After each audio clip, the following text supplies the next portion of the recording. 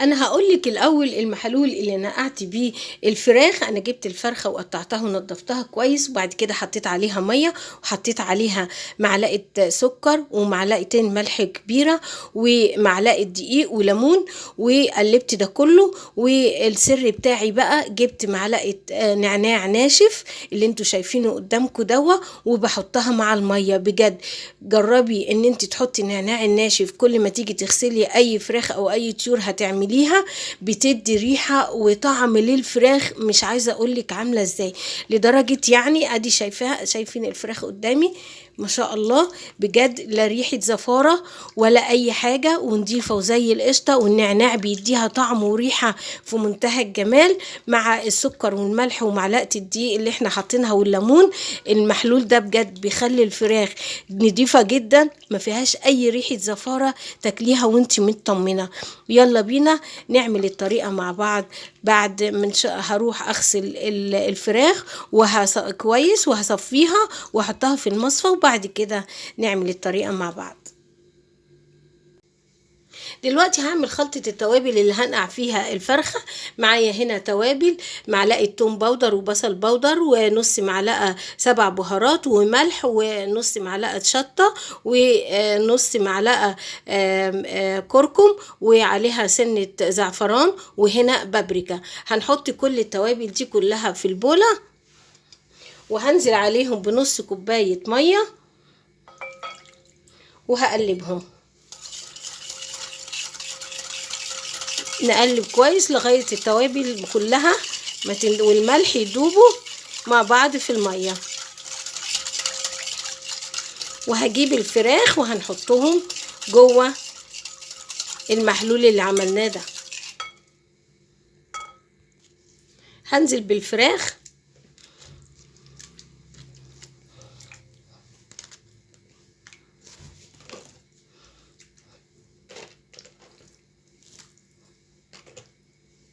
وهقلب كل ده علشان ادخل بايدك طبعا، ادخل كل التوابل اللي احنا عملناها جوه الفراخ.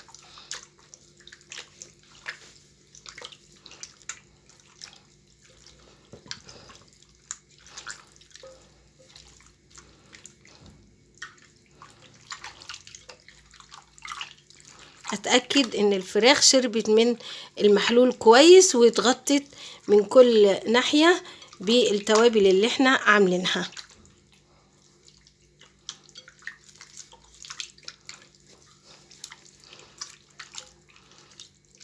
خلاص بعد كده انا هحطها زي ما هي تتبل في التلاجة من ساعتين لتلاتة، ويا ريت لو تعمليها من بالليل. هروح احطها في التلاجة وبعد كده نكمل مع بعض ان شاء الله.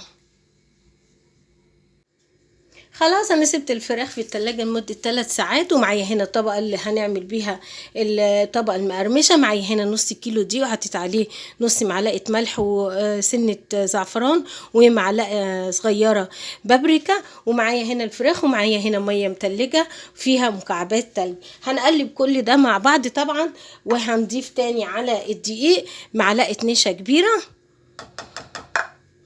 ونص معلقة بيكنج باودر.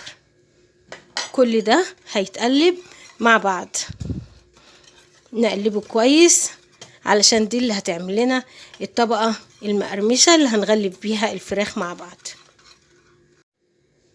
هنضيف الفراخ. انا هبدأ بالوراك الاول، الدبابيس اهي ننزلها،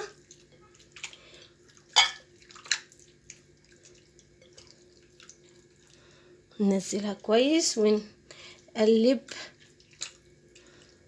في الدقيق بايدك بقى كده، ونقلب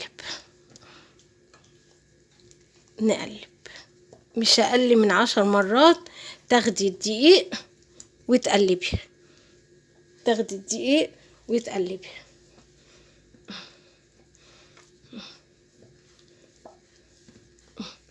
قلبي وغلفي الفراخ بالدقيق.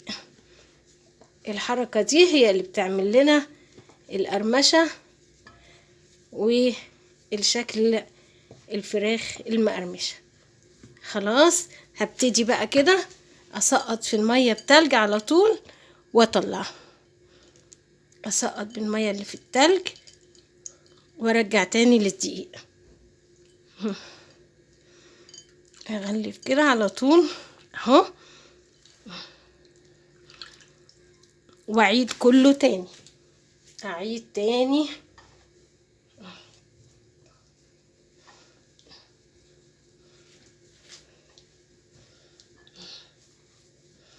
اعملي وقلبي وما تخافيش، كل ما هتقلبي كل ما الفراخ هتشيل طبقة دقيق كتيرة، وهتشوفيها تبقى عاملة ازاي في التحمير. اهو شايفين الطبقة عاملة ازاي؟ ننفض كده اي طريقة اهو. لو عايزة تعملي طبقة كمان تحطي في التلج تاني وترجعي تعملي دقيق تاني، انتي حرة، بس كده كفاية عشان ما تبقاش الطبقة كتيرة عليها وتعجن، وتبقى في طبقة عجينة وانتي بتاكلي الفراخ ومش حاسة بطعمها. اهو اهو نقلب كده اهو وننفض. شايفين شكل الدبوسة؟ بصوا هو ده الشكل اللي احنا عايزينه. نفضي كده اهو، خديه بايدك اهو، يبقى الشكل ده اللي قدامنا. هكمل بقية كمية الفراخ وهنشوف مع بعض. ودي حلة صغيرة انا مخصصاها لتحمير الكنتاكي والحاجات اللي بتحتاج زيت كتير علشان نوفر طبعا في الكمية. وهبتدي انزل فيها الفراخ بعد ما يعني الزيت سخن معانا كويس اهو، وهنزل بالفراخ، مش هكتر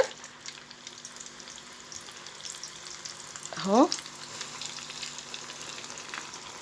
وههدي النار عشان طبعا الفراخ معانا نية مش مستوية، ما خدناهاش 10 دقايق. هنهدي النار وهنغطي عليها وهنقلب من فترة لفترة لغاية لما تاخد اللون الأشقر معانا ونتأكد ان هي استوت. الفراخ ما شاء الله استوت معانا وبقت بالمنظر اللي انتوا شايفينه ده. شايفين ما شاء الله خلاص كده استوت، وانا اتأكدت انها استوت. استعملت هنا خلة ودخلتها فيها وما شاء الله طالعة زي الفل، لا دم ولا اي حاجة. طيب علشان تحافظي على قرمشة الفراخ دي وما تتريش منك بعد ما تطلعيها، انا هقولك على التركاية بتاعتي، بس يا ريت تنفذيها وتشوفيها ازاي. انا معايا هنا صينية اهي فيها مصفى سلك، انا هطلع فيها الفراخ اهي زي ما انتوا شايفين كده، هرصها اهي وارصها على المصفى السلك دي، لان انا لو حطيتهم فوق بعض هتتري، انما لما تسيبيها فوق المصفى السلك هتفضل مقرمشة معاكي لتاني يوم، لو سبتيها حتى لتاني يوم اهو. هحمر طبقة كمان من الفراخ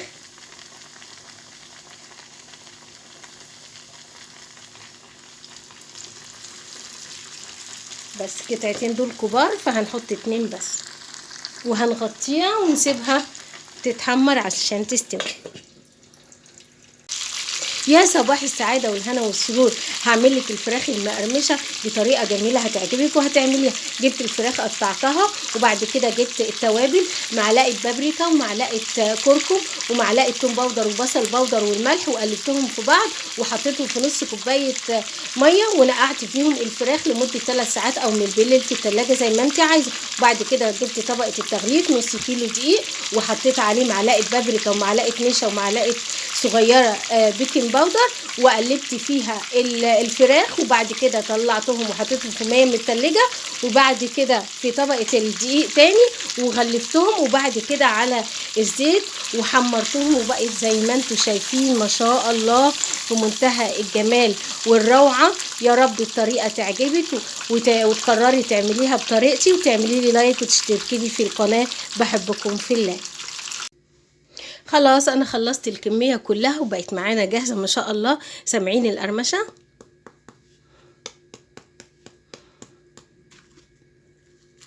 ولو فتحتها قدامكم شايفين الجمال، مستوية ما فيهاش دم ولا اي شيء. يا رب طريقتي تكون عجبتكم، وتعملي الوصفة وتكتبي لي في التعليقات. بحبكم في الله.